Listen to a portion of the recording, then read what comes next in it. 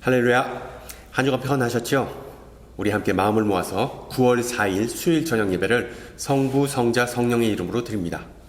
다 함께 주님 가르쳐 주신 기도로 우리의 마음을 주님께 올립니다. 하늘에 계신 우리 아버지, 아버지의 이름을 거룩하게 하시며 아버지의 나라가 오게 하시며 아버지의 뜻이 하늘에서와 같이 땅에서도 이루어지게 하소서.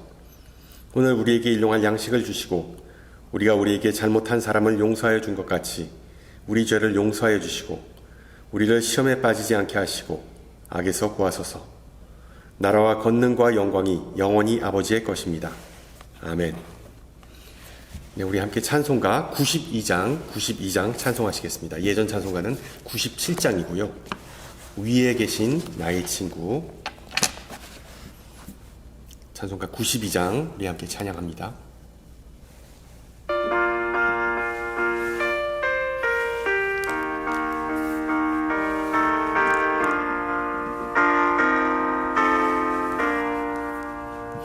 위에 계신 나의 친구, 그의 사랑 지극하다.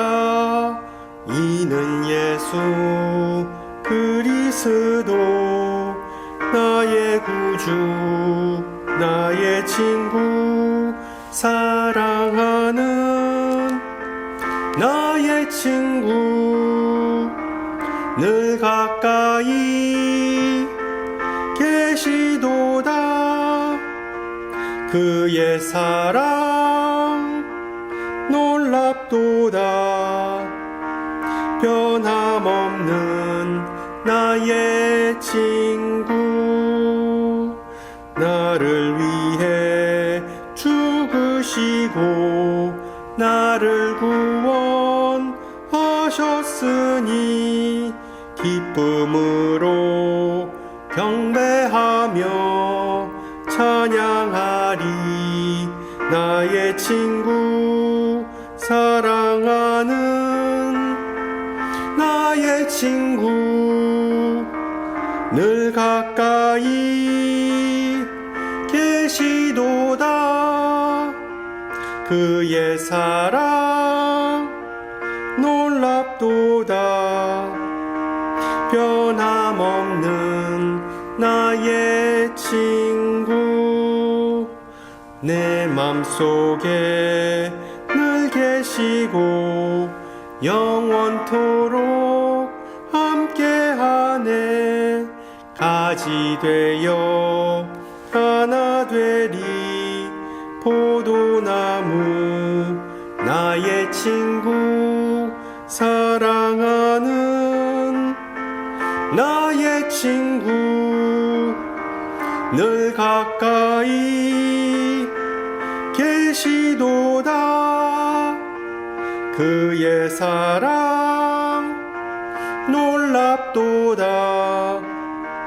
변함없는 나의 친구, 그날이와 황금길에 그의 영광 바라보며 그의 팔로 날 안을 때 만나보리.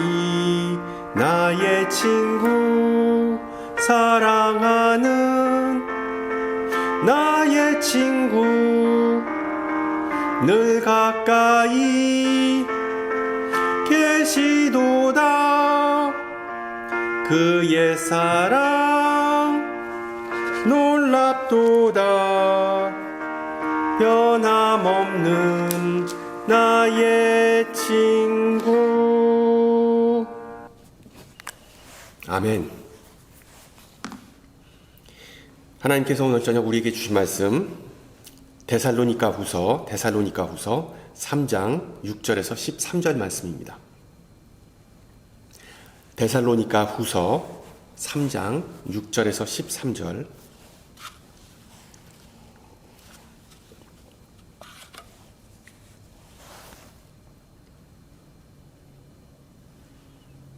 데살로니가 후서 3장 6절에서 13절 말씀을 받들어 봉독합니다. 형제들아, 우리 주 예수 그리스도의 이름으로 너희를 명하노니 게으르게 행하고 우리에게서 받은 전통대로 행하지 아니하는 모든 형제에게서 떠나라. 어떻게 우리를 본받아야 할지를 너희가 스스로 아나니 우리가 너희 가운데서 무질서하게 행하지 아니하며 누구에서든지 음식을 값없이 먹지 않고 오직 수고하고 애써 주야로 일함은 너희 아무에게도 폐해를 끼치지 아니하려 함이니 우리에게 권리가 없는 것이 아니요 오직 스스로 너희에게 본을 보여 우리를 본받게 하려 함이라. 우리가 너희와 함께 있을 때에도 너희에게 명하기를 누구든지 일하기 싫어하거든 먹지도 말게 하라 하였더니 우리가 들은즉 너희 가운데 게으르게 행하여 도무지 일하지 아니하고 일을 만들기만 하는 자들이 있다 하니 이런 자들에게 우리가 명하고 주 예수 그리스도 안에서 권하기를 조용히 일하여 자기 양식을 먹으라 하노라. 형제들아 너희는 선을 행하다가 낙심하지 말라. 아멘. 지난주가 레이버데이 위켄드였는데 어떻게 즐거운 시간 보내셨는지요? 이 레이버데이와 그리고 메모리얼 데이는 항상 월요일로 정해져 있지만 여러분 월요일은 일반적으로 즐거운 날이 아닙니다.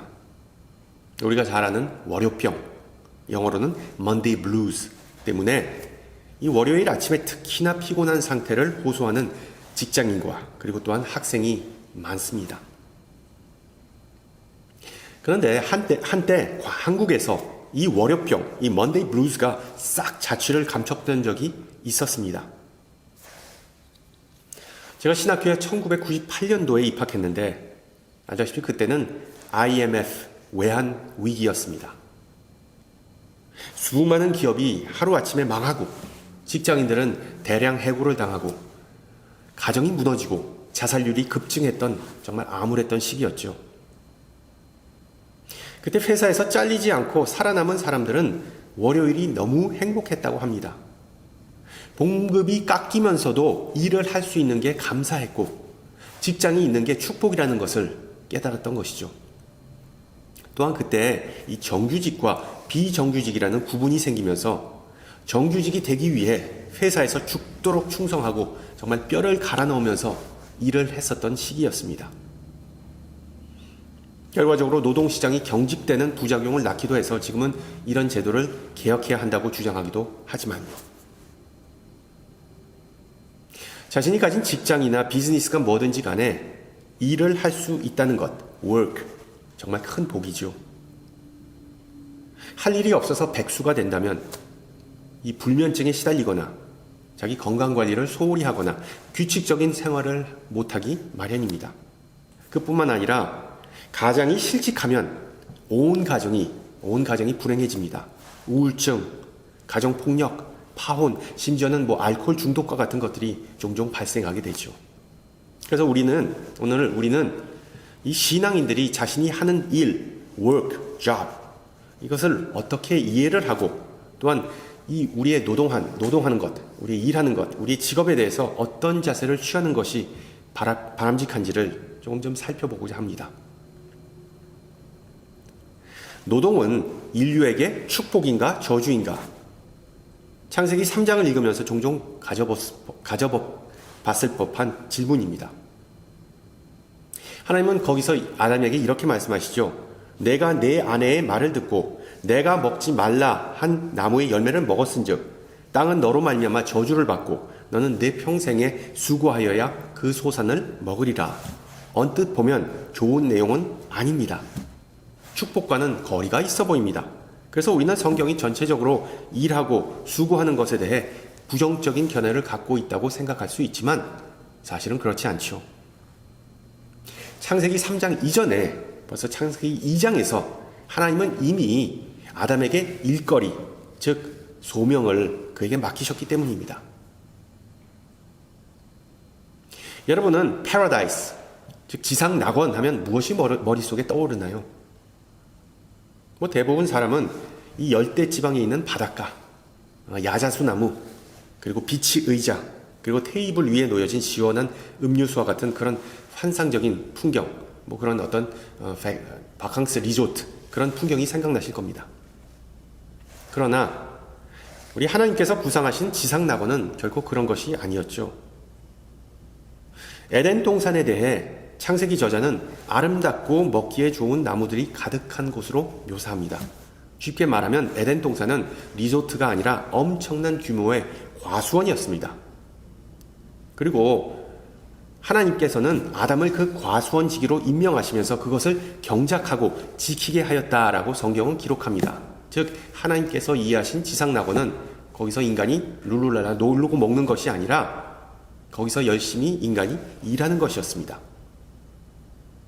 그래서 하나님은 과수원지기라는 소명 또는 천직을 아담에게 주셨던 것이죠.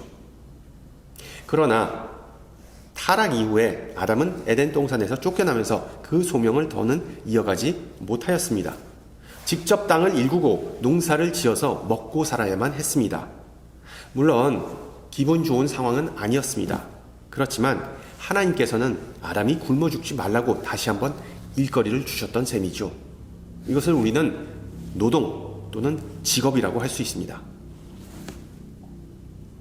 결과적으로 하나님께서 주신 소명과 직업은 둘 다 은혜의 수단입니다. 단지 소명은 하나님과 다른 이들을 섬기는 데 초점을 두니까 조금 더 이타적이라고 할 수 있고, 직업은 본인과 가정이 먹고 살기 위한 것이니까 조금 더 자기중심적이라고 할 수 있죠. 소명은 섬김의 성격이 강하지만 직업은 생존의 성격이 더 강합니다. 그래서 우리는 이 소명과 직업의 이 미묘한 차이를 잘 구분해야 합니다. 소명은 우리가 좋아하거나 능숙한 것을 하는 것을 뜻하지만은 않습니다. 반대로 우리가 지금 하는 일, 지금의 직업이 하나님께서 우리를 향한 뜻일 수 있지만 그것이 소명과 동일하지 않을 수 있습니다. 물론 소명과 직업은 배타적이지 않고 때로는 겹칠 때가 많지요. 우리의 직업이 무엇이든 우리가 그 일을 즐기면서 그 일을 함으로 하나님을 기쁘게 하고 그리고 또한 남을 도울 수 있다면 그것은 우리의 vocation, 우리의 소명이 되는 것입니다. 그래서 우리 신앙인들은 주일날 예배하면서 하나님을 섬깁니다. 영어로 예배를 service라고 하는 이유가 바로 여기에 있지요. 예배를 통한 섬김은 우리 직업이 아니라 우리의 소명이라고 할 수 있습니다.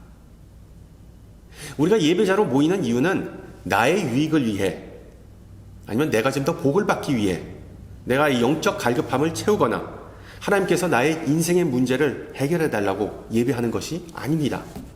물론 하나님은 예배를 통해 우리에게 그런 요구사항을 들어주실 수 있고 우리의 기도에 응답해 주실 수 있습니다. 그러나 우리가 예배하는 이유는 하나님처럼 일하고 또한 휴식하고 하나님과 또한 교제를 갖기 위해서죠. 보다시피 우리 신앙인들이 소명을 따라 산다는 것은 워라벨, Work-Life Balance, 일과 생활의 균형을 맞추는데 상당한 도움이 됩니다. 많은 종류의 중독 중에 일 중독, 이거 상당히 무섭습니다. 그 이유는 일 중독이 나에게 해롭지 않고 이롭다는 착각 때문이죠. 그런데 여러분 생각해 보세요. 모든 종류의 기계나 심지어 인간도 코드를 잠깐 뽑았다 다시 꽂아야 고장나지 않고 오래 쓸 수가 있습니다. 우리 인생에 꺼짐 스위치가 없다면 켜짐 스위치 또한 존재할 이유가 없습니다. 우리가 잠시 멈추지 않으면 인생이 어디로 가고 있는지를 알 방법이 도통 없습니다. 우리가 이를 잠시 내려놓지 않으면 하나님의 그 빅 픽처, 청사진을 볼 수 없습니다. 이 사실을 잘 알았던 다니엘은 하루에 3번씩 예루살렘을 향하여 기도했죠. 그런 기도 훈련을 통해서 다니엘은 총리 대신으로서의 자신에게 주어진 막대한 책임감과 방대한 업무, 즉 자신의 직업보다 하나님의 뜻에 자신을 맞추는 자신의 소명을 더 소중하게 여겼다는 것을 우리는 성경을 통해서 볼 수 있습니다. 신앙이 성숙한 자와 신앙이 미숙한 자의 차이는 별거 없습니다. 전자는 영적인 리듬을 잘 타면서 살아가지만 후자는 아무런 계획 없이 시간관리, 타임 매니지먼트에 계속해서 실패합니다. 대표적인 예로 주일 성수를 못하거나 경건의 시간 또한 대수롭지 않게 여기는 것이죠. 여러분 생각해 보세요. 지금은 주일 성수를 중요하게 여기지만 그렇게 또 대수롭지 않게 생각합니다. 그러나 과거에는 주일 예배를 한번 빠지면 무슨 지옥 갈 것 같다는 그런 생각이 지배적이었습니다. 요점은 주일에 예배하는 것은 규칙적으로 충성되게 소명을 다한다는 지표입니다. 증거입니다. 미숙한 신앙인은 주로 자신의 게으름과 부주의 때문에 규칙적인 리듬에 따라 신앙을 지키지 못합니다. 지난주에 말씀드린 미련한 처녀 5명과 한 달란트 맡은 종의 비유를 생각해 보세요. 뭐가 그들의 공통적인 문제였습니까? 악하고 미련한 종아, 실제로 게으름과 레이지네스 그리고 태만, 아이들네스는 우리의 소명을 잊게 하고 하나님으로부터 우리를 멀어지게 만듭니다. 그런 면에서 오늘 읽은 본문에 등장하는 사도 바울은 절대로 게으른 사람이 아니었죠. 나태함은 그의 천성이 아니었습니다. 사도행전과 또한 그의 서신을 통해서 우리는 바울이 쉴 새 없이 사역하고 또한 자신이 받은 소명을 열정 있게 다한 사람임을 알 수 있습니다. 그의 생애를 놓고 볼 때 참된 신앙인은 결코 게으른 사람이 될 수 없다라는 그런 결론을 내릴 수 있습니다. 게으른 신앙이라는 것은 언어 도단이라는 것이죠. 여러분 11절을 보세요. 우리가 들은즉 너희 가운데 게으르게 행하여 도무지 일하지 아니하고 일을 만들기만 하는 자들이 있다 하니, 이는 마치 바울이 편지를 쓰는 데살로니가 교인들이 너무나 게을러서 재택근무를 집에서 일하면서 업무를 제때 시작하지 못하는 경우와 비슷했습니다. 너무나 게을러서 마치 오늘의 할 일 목록이 정말 텅 빈 것 같았습니다.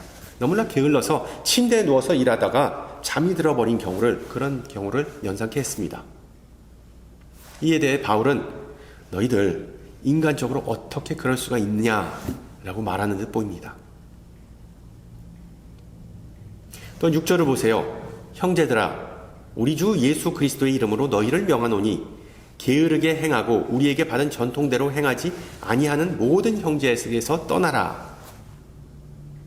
보다시피 여기서 바울은 게으른 데살로니가 교인들에게 말하는 것이 아닙니다. 추측하건대 그 게으른 교인들은 아마도 주일날 교회에 오는 게 귀찮아서 바울이 쓴 편지, 바울이 보낸 편지, 이 데살로니가 후서를 들어보지도 못했고 관심도 없었습니다. 우리가 오해하지 말아야 할 부분은 여기서 오늘 본문에서 바울은 데살로니가 교인 중에 게으르지 않은, 나태하지 않은 이들에게 말하고 있는 것이죠.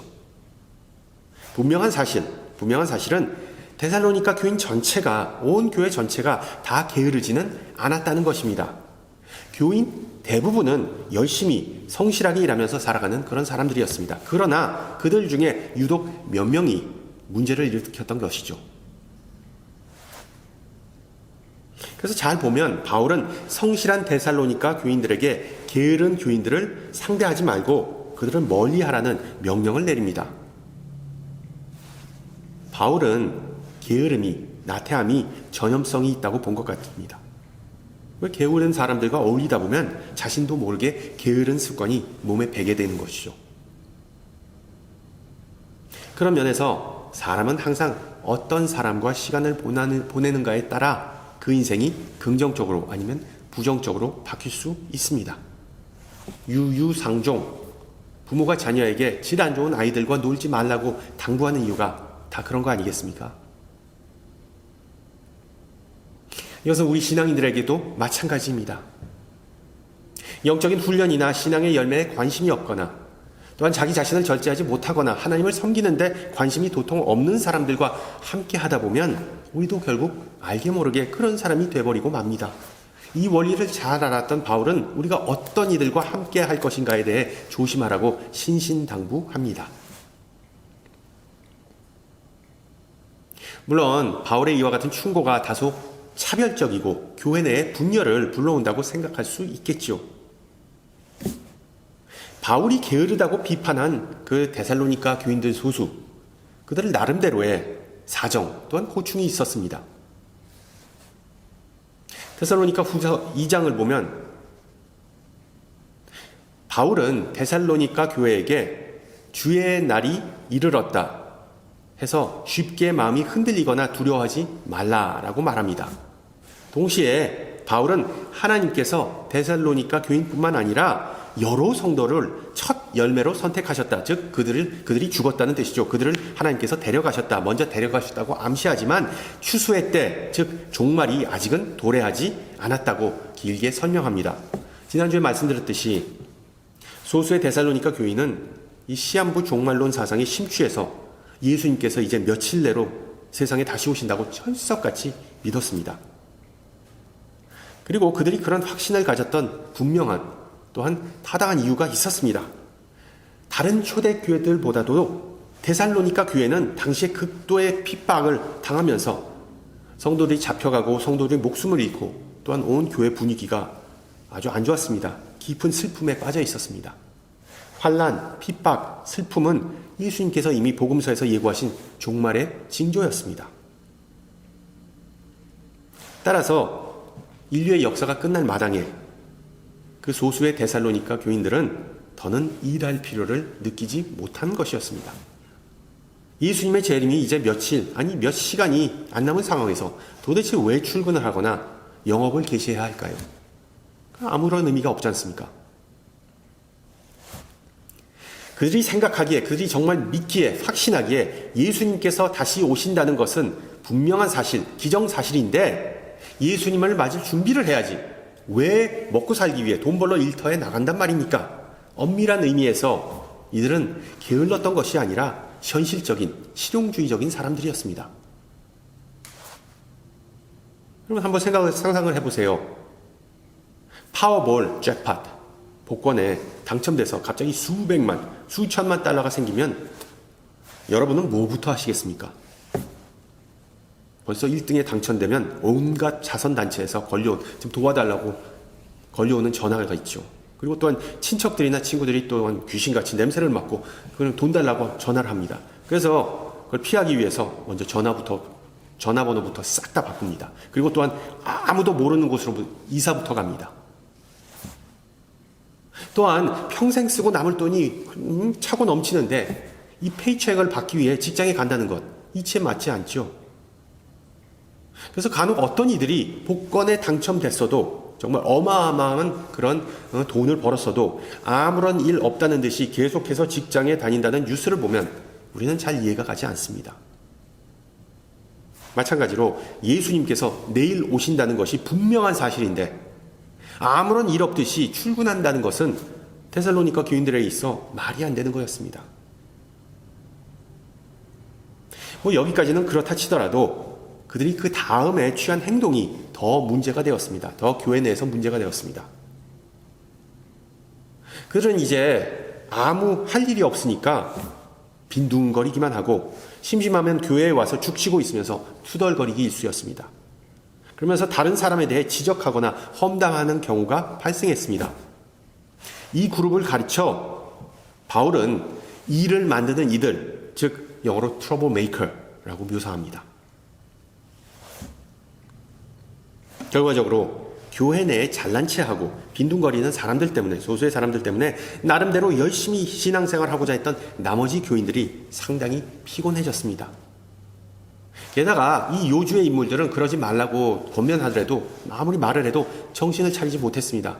그래서 13절에서 바울은 교회 내의 그 문제의 그룹 때문에 신실한 데살로니가 교인들이 선을 행하다가 낙심하는 경우가 있음을 우려하고 있는 것이죠. 만약 여러분이 데살로니가 교회를 방문해서 이런 상황을 목격했다면 여러분은 어떻게 하시겠습니까? 보통 이 교회 이상하다. 여기 있다간 안 되겠다. 다음 주부터는 이 교회에 나오지 말아야 되겠다. 이런 반응 아니겠습니까? 사도 바울도 그 당시에 성도들의 마음을 잘 헤아렸을 겁니다. 썩은 사과 한 개가 사과 한 통을 다 망친다라는 서양의 속담처럼 바울은 자신의 소명을 소홀히 하고 소명을 저버린 교인들과는 멀리 떨어져 있으라고 충고합니다. 그러면서 데살로니가 교인들을 밤낮으로 돌보고 섬겼던 바울과 그의 동역자들의 성실함과 소명의식을 좀 본받으라고 결론을 맺습니다. 물론 정년 퇴직한 분들은 오늘 이야기가 본인과 별 상관이 없는 내용이라고 생각하실 수 있겠죠. 자신은 게으른 데살로니가 교인들처럼 자발적으로 백수가 된 때도 없었고, 또한 부지런한 데살로니가 교인들처럼 일하기에는 이제 나이가 훨씬 넘어버렸기 때문이죠. 그러나 제가 서두에서 말씀드린 내용을 한번 생각해 보세요. 우리가 나중에 은퇴하고 연금을 받으면서 생계를 위해 더 일할 필요가 없더라도 우리의 소명, vocation, 우리의 콜이 끝난 것은 아닙니다. 우리의 소명은 주님을 뵐 때까지 지속하기 때문이죠. 소명을 완수할 때까지 우리가 기억해야 할 부분은 재림의 지연은 엄연한 현실이라는 것입니다. 심지어 우리가 살아생전에 예수님의 재림이 일어나지 않을 수 있겠지만 그렇다고 마냥 손 놓고 살아서는 안 된다는 교훈을 우리는 얻을 수 있습니다. 예수님의 재림을 성실하게 준비하면서 열매 맺는 삶을 사는 것이 우리의 본질, 우리의 소명이기 때문입니다. 대부분의 데살로니가 교인들은 여러분처럼 성실하게 열심히 그리고 지혜롭게 사는 사람들이었습니다. 그게 바로 그들과 우리의 공통점입니다. 충성된 청지기로 살아가는 우리의 모습. 그러나 대부분의 현대 신앙인들은 초대교인들처럼 예수님의 재림에 대한 그런 임박감을 가지고 살지는 않았습니다. 그것이 바로 우리와 그들의 차이입니다. 그러나 그 날과 그때는 아무도 모르나니 하늘의 천사들도 아들도 모르고 오직 아버지만 아시느니라. 심지어 우리 주님조차 자신의 재림에 대해 아는 바가 없다고 복음서에서 말씀하시지 않으셨습니까? 따라서 바울도 재림에 관해서는 그 아무것도 확신할 수 없지만 끝날 때까지 끝난 게 아니다 라고 확신하며 살았습니다. 종교개혁자 마틴 루터에게 만약 내일 세상에 종말이 온다면 당신은 무엇을 하시겠습니까? 라는 질문에 그는 이렇게 대답했죠. 나는 사과나무 한 그루를 오늘 심겠습니다. 이것과 비슷한 맥락입니다. 저와 여러분은 미래는 불확신하고 모든 것은 다 주님의 손안에 있다는 것을 믿습니다. 따라서 우리가 할 수 있는, 우리가 해야 하는 일은 미래에 무슨 일이 있을지, 언제 무슨 일이 있을지 그것을 걱정하는 것이 아니라 날마다 우리의 소명, 즉 하나님을 기쁘게 하고 다른 이를 섬기는데 초점을 맞추면서 살아가는 것입니다. 여러분은 지금 삶의 열매를 통해 하나님께 영광을 돌리고 계십니까? 여러분은 지금 하나님과 다른 이들과의 관계에 충성을 다하십니까? 바울은 우리에게 다음과 같은 격려의 말을 해줍니다. 주께서 너희 마음을 인도하여 하나님의 사랑과 그리스도의 인내에 들어가게 하시기를 원하노라. 할렐루야. 둘째, 그리고 앞선 내용과 관련된 부분인데, 우리가 그 무슨 일을 하든, 그것이 직업이든 사역이든 심지어 휴식이든 우리는 낙심하지 말아야 한다고 바울은 암시하고 있습니다. 자신의 편지를 마무리 지으면서 바울은 13절에서 다음과 같은 권면을 하지요. 형제들아, 너희는 선을 행하다가 낙심하지 말라. 성숙한 믿음의 사람도 신앙생활을 하다 보면 낙심합니다. 특히 데살로니가 교회와 같이 어느 오지랖 넓은 성도가 나에게 무례하거나 나를 피곤하게 하면 이 신앙생활을 하는 게 무의미하게 느껴지고 심지어 짜증이 납니다.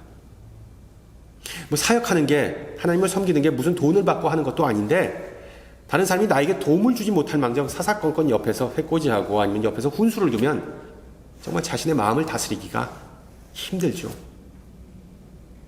아마도 이런 상황이 초대교회에서도 비일비재했던 것으로 보입니다. 그래서 바울은 고린도 교인들에게, 데살로니가 교인들이 아니라 고린도전서에서 내 사랑하는 형제들아, 견실하며 흔들리지 말고 항상 주의 일에 더욱 힘쓰는 자들이 되라. 이는 너희 수고가 주 안에서 헛되지 않은 줄 알미라. 라고 용기를 북돋아 줍니다. 우리가 소명에 충성하며 하나님을 위해 하는 그 모든 일은 그 규모와 또한 성격이 어찌됐든 하나님 앞에서 허비되는 경우가 절대로 없습니다.